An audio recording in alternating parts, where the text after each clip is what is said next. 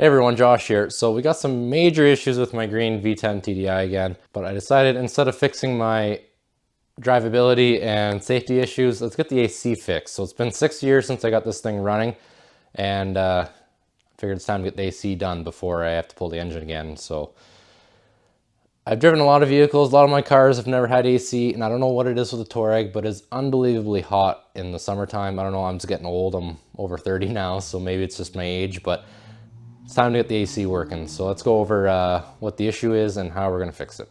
So the reason I've never had AC, it's an incredibly easy fix. This car's got 4-zone climate, so it's got a heater core and evaporator in the front, and I guess it's got one in the back for the back people as well. So we're deleting the 4-zone and making it into a 2-zone kind of. So here's my issue. So we can just kind of see it. The issue I've had is these 4-zone hoses. They've been fixed there, they've been fixed there. They go in behind the shock here. They've been fixed back there as well. And they were leaking. So pressure test with nitrogen and any of these welds, it was bubbling out of. So quick and easy fix is cut it and put caps on. So this is a 10 mil and this was a 5/8 or 16 mil. You can get these universal kits. Blockage cool air quick connect, so 5/8. And just like a quick disconnect. Quick and simple. So once I had those lines blocked off, pressure test again, everything held pressure, everything's mint. So then do the full vacuum it down, recharge it, do all that. So the 4-zone I think was 1,050 grams. And my quick Google search, the 2-zone or the regular one would be 850 grams. So I charged it to 850. And it still didn't work. So the issue is in the auto HVAC controller, it has a pressure sensor and it had a code for low refrigerant charge and loss of refrigerant charge as well. So let's go into VCDS, clear that. Okay, so you get on your laptop, you're gonna go to your VCDS here, auto HVAC.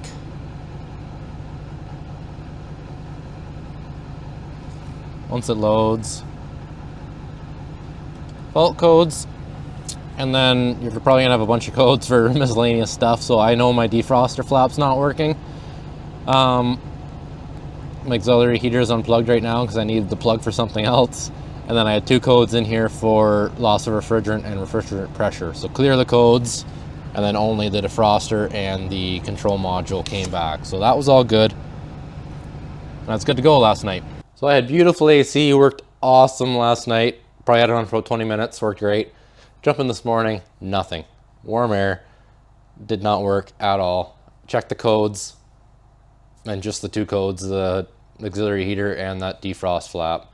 So I wasn't sure what was going on. So let's go through my thought process on VCDS here, and I'll show you what I figured out. So these are the addresses I went and looked at. So group 11, 13, and 15. So with it off, refrigerant pressure was 5 bar, which quick math, that's about 75 PSI.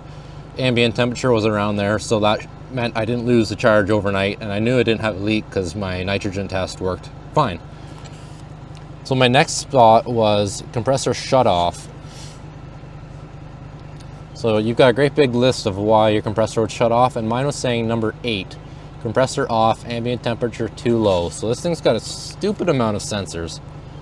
So we got outside air temp, interior air temp, fresh air duct, coolant temperature, evaporator temp. So I had it was about 25 Celsius outside, and it was probably 30 in the car. Fresh air duct was reading 0, which was freezing. It was definitely not freezing. And evaporator temp, it wasn't kicking in, so it was 25 as well. So I knew outside air was good, interior temp was good, but this one isn't reading right. So this was the issue that was causing it to intermittently work. So this morning didn't work.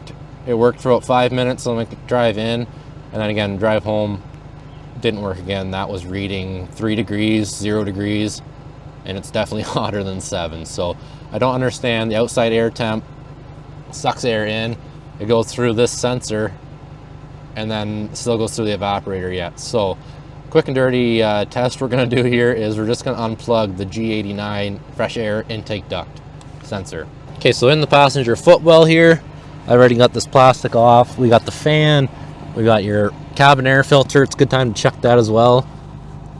and this is the inlet air temp. So surprisingly,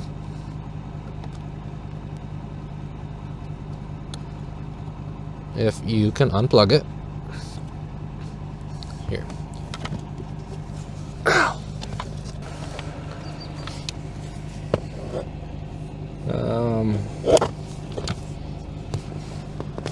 It's this sensor right up here. That'll be my pigtail. Fresh air duct is now not reading at all. And if I jump over here,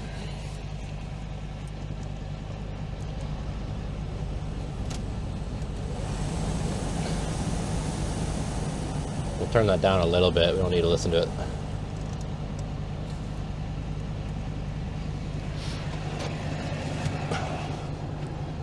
You can now see compressor commanded on. Running compressor pretty high, got compressor speed. And yeah, everything's looking good.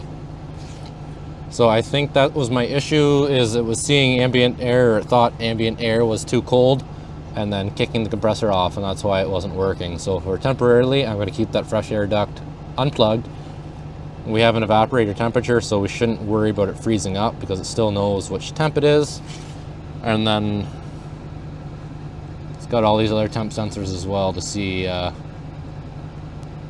all that. So, and yeah, so that was quick and easy.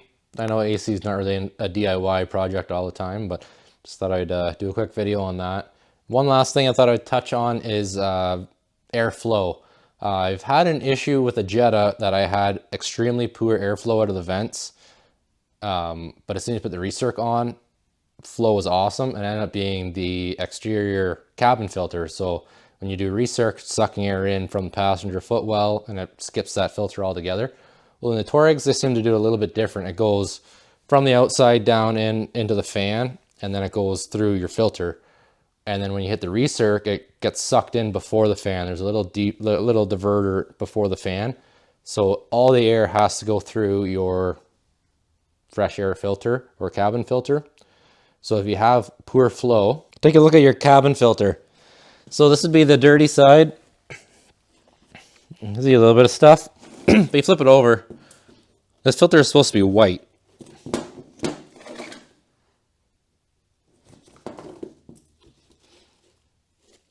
So all that soot and a little bit of debris is blocking the airflow. That's why I had terrible vent flow. And it's because of an exhaust leak. So it's been sucking in base exhaust fumes. So that's on my list of repairs on this V10. So I just thought I'd mention, check your cabin air filters. And that might fix your issue. Okay, so that's the end of the video. I got the AC working, so, or at least for tonight. It might stop working tomorrow, who knows. So, but yeah, we got some major issues on that car yet. Got to do turbos. That's the next big thing. So the plan here is to get the 0 mile V10 TDI up and going, get it on the road, and then take this green one off the road because I need to do turbos. There's a few other repairs, keep kind of stacking up, a little bit of body work. Yeah, it's adding up. So stay tuned for some more V10 TDI stuff.